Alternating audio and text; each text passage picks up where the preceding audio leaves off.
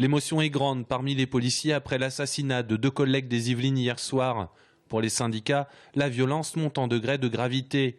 Attaque de commissariat, menaces sur des fonctionnaires de police et maintenant meurtre de policiers au retour de leur travail.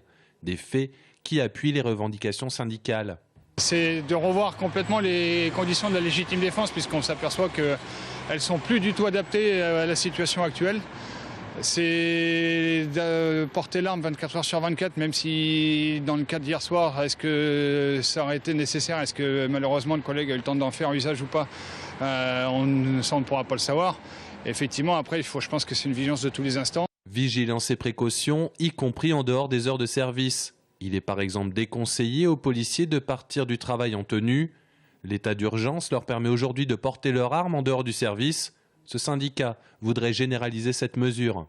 Ce n'est pas une obligation, c'est une possibilité à tous ceux qui le demandent, le souhaitent, donc d'avoir leur arme. Mais aujourd'hui, il faut savoir que sous des faits comme ça, à partir du moment qu'on est pris en surprise, notre arme malheureusement ne sera pas efficace. Mais aujourd'hui, c'est quelque chose qu'on demande et que ce soit toute l'année. Sachant que nos collègues aujourd'hui, tous les soirs, quand ils rentrent chez eux, en général, ils ont leurs armes, puisque dès le lendemain, ils reprennent de leur service, donc on ne s'amuse pas à déposer nos armes dans la mûrerie. Changement de la notion de légitime défense, port d'armes 24 heures sur 24.